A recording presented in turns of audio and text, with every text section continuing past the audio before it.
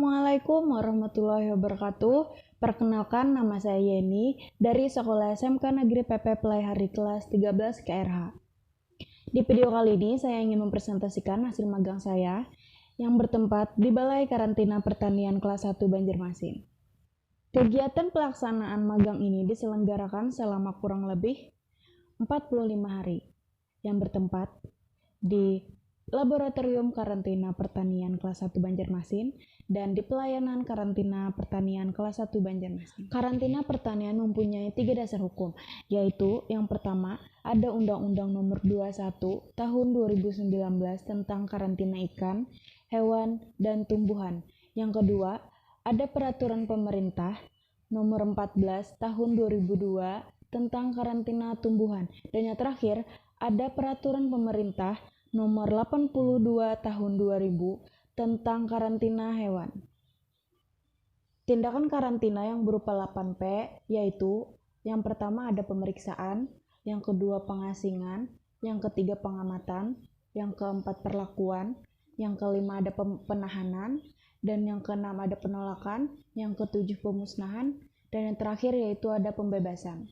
Berikut adalah foto-foto kegiatan lapangan yang saya ikuti selama kegiatan magang berlangsung, dan ini merupakan dari tindakan karantina yang berupa 8P, yaitu ada pemeriksaan, dan foto pertama dan foto kedua itu merupakan pemeriksaan seperti pemeriksaan fisik hewan ternak dan pemeriksaan keabsahan sertifikat. Dan yang foto ketiga dan keempat itu merupakan tindakan dari pengamatan, yaitu pengambilan sampel darah dan menghandling ternak.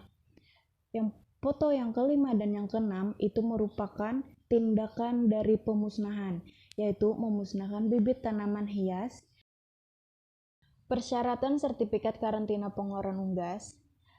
Apabila untuk tujuan souvenir sebagai tentengan, maksimal 2 ekor setiap pengguna jasa dan menandatangani surat pernyataan bermaterai 6.000 yang berisikan unggas tidak untuk diperjualbelikan. Persyaratan yang kedua yaitu sertifikat veteriner yang diterbitkan dokter hewan berwenang di daerah asal yang memuat pernyataan hewan dalam kondisi sehat. Dan yang ketiga, melalui tempat pengeluaran yang telah ditetapkan. Dan yang keempat, yaitu dilaporkan dan diserahkan kepada pejabat karantina. Berikut ada prosedur pelayanan sertifikasi karantina hewan impor. Yang harus dilakukan yaitu yang pertama, pemohon harus mengajukan permohonan pemeriksaan karantina hewan kepada petugas pelayanan, dan petugas pelayanan akan menerima, mencatat, dan memeriksa permohonan. Apabila permohonan tersebut memenuhi syarat, maka akan diteruskan kepada kepala balai, dan kepala balai akan menugaskan tim pemeriksa untuk melakukan pemeriksaan fisik, pemeriksaan klinis, atau pemeriksaan organoleptik. Setelah itu, tim pemeriksa akan melakukan pemeriksaan tersebut, dan setelah melakukan pemeriksaan, tim pemeriksa akan melaporkan hasil pemeriksaan tersebut kepada kepala balai, dan kepala balai akan memeriksa dan mendisposisikan tindak lanjut hasil dari pemeriksaan media pembawa HPHK. Jika sehat, maka akan diterbitkan sertifikat pelepasan, dan jika tidak sehat, maka akan dilakukan tindakan seperti perlakuan, penahanan, penindakan, atau pemusnahan. Setelah itu, maka tim pemeriksa akan menerbitkan sertifikat pelepasan, karantina hewan atau tindakan perlakuan, penahanan, penolakan, atau pemusnahan. Setelah itu, petugas pelayanan akan menerima, mendokumentasikan, dan menyerahkan sertifikat pelepasan dan kwitansi. Maka, pemohon akan membayar jasa tindakan karantina hewan kepada bendahara penerimaan PNBP dan menerima sertifikat kesehatan hewan dan kwitansi. Dan sertifikat tersebut berupa KH12. Berikut ada pula prosedur pelayanan sertifikasi karantina hewan ekspor. Nah, di sini prosedurnya sama dengan prosedur hewan impor, namun di hewan impor kelengkapannya hanya KH12 dan kwitansi. Sedangkan di karantina hewan ekspor, kelengkapan yang akan diterima pemohon yaitu berupa KH8B, KH9, KH10, dan KH11 serta kwitansi. Dan ini ada pelayanan sertifikasi karantina hewan antar area masuk. Namun, prosedur sama dengan sertifikasi karantina hewan impor dan ekspor. Namun, ada kelainan seperti di kelengkapan, dan di sini kelengkapan hanya berupa KH12 dan kwitansi. Dan ini sama dengan sertifikasi karantina hewan impor. Dan yang terakhir ada pelayanan sertifikasi karantina hewan antar area keluar. Dan lagi prosedur di sini sama dengan prosedur-prosedur yang tadi, dan kelengkapannya ini sama dengan hewan ekspor, yaitu ada KH8B, KH9, KH10, dan KH11 serta kwitansi.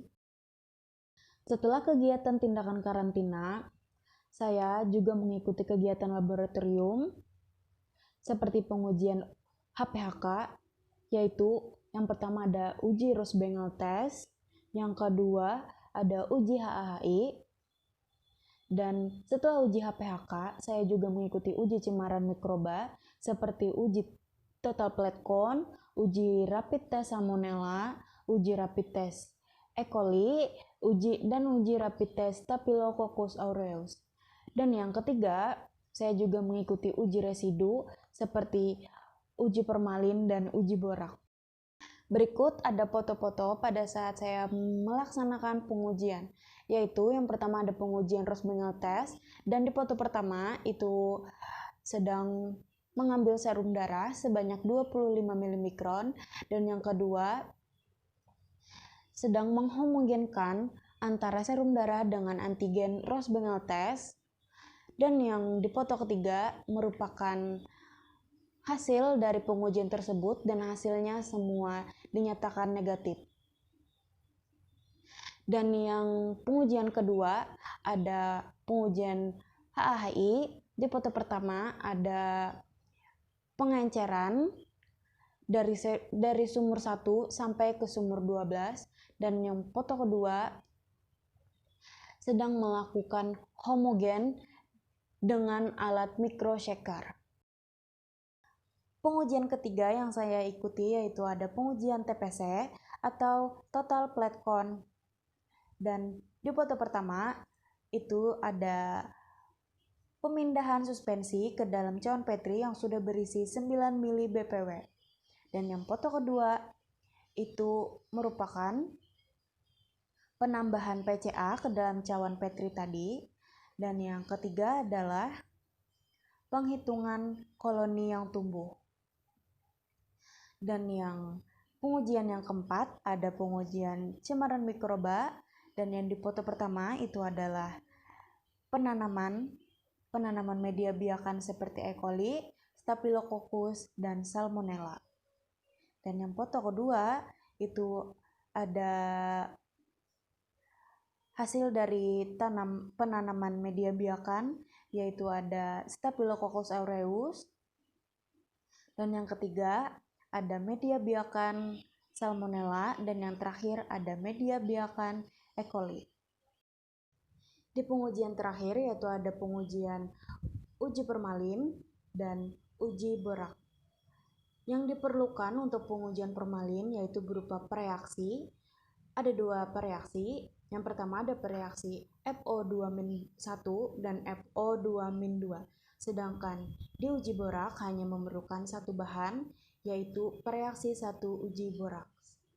Kesimpulan dan saran dari saya menyimpulkan bahwa isi dari presentasi tersebut berisi tentang kegiatan magang yang bertujuan untuk melatih kesiapan dan mental dari seorang siswa untuk terjun langsung ke dunia kerja.